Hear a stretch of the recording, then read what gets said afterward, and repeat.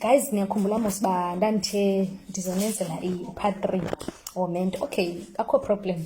So into esafika mos notata ndambuza utamkhulu, so tamkhulu kuzo zonke ubunonsense xa kucaba ndidikile mna apha ekhaya umuntu uyondijulela egezeni. Impendulo katamkhulu yathi ebengabethi bantu, ligeze lingabethi bantu, yabo.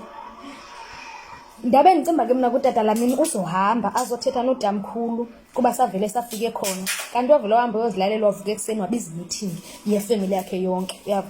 Abebuza ke ukuba eyona nto yenziwayo emntaneni wakhe yintoni, because yena ebengayazi loo nto leyo ubuqu bakhe, akayazi loo nto leyo yena uba umntana wakhe uhambe uyokwendiselwa phaa yintoni leyo yenziwa ngaphandle kwakhe. Wageza phofu utamkhulu, wageza wathetha akazehlisa, akazibona burongo, kanyanzeleka uba le nto ithatha ibheke phi, ibheke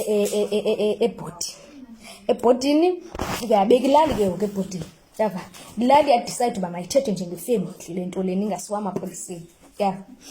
Kwaphinda kwayothethwa njengefemeli, waphinda utamkhulu akazibona burongo, ke ngoku abazihlisi nabanakwabo ababe obrother bakatata wam ababekhona kulaa meeting yokuqala, banikhumbula laa meeting yokuqala, ababekhona kulaa meeting, abazihlisa, abazibonisa uburongo, abazibonisa uburongo, bazixelele futhi uba abazuzibonisa burongo bona, abekho rongo, ever. Then ke ngoku kwanyanzeleka ukuba uthini utata ahambe epolice station, wahamba ke epolice station yani wayomangala.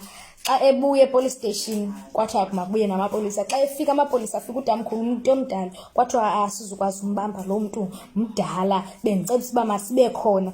Kuthiwa wabesithi yena utata akazukwazi ukuba ayithethe njengefemeli because uzobabulala ngendlela abadelela ngayo xa besemithingini, akazummelana nokugezela, kodwa nguyomoshiweyo, yabo.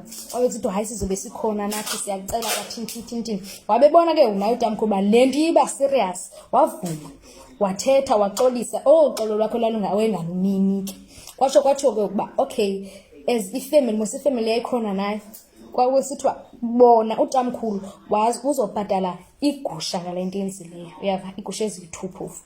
Yena bona obrother babebekhona bayodibaniselana kwigusha eyi-1, so igusha izoba yi-3, yabo, abazukuhlawula ngazo. Wabesithi yena utata kanagusha azintlawulo ze-punishment azozinanti, azozifuya. So ezo gusha bazothi loo mini bazihlawula ngayo zityiwe elalini, ifemeli yonke umntu ngaloo mini. So yaphela kanjalo utamkhulu wam nam sirayithi, akho nto, siserayithi nanamhlanje, akho nto.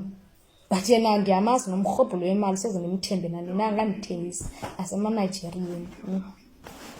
Ngabingelela ngamza ukuthi acela uma uqala ukungena kuleli khasi lethu noma kule channel yethu uMkhosi uchofoze usubscribe button. Niyayizwela ngamza ukuthi-ke ithini-ke intombazane. Mina-ke nawe bengingathanda sihlangane laphaya kwi-comment section, sizwe uvo lwakho ukuthi wena uthini ngalolu daba, siphinde sihlangane nakwividiyo elandelayo.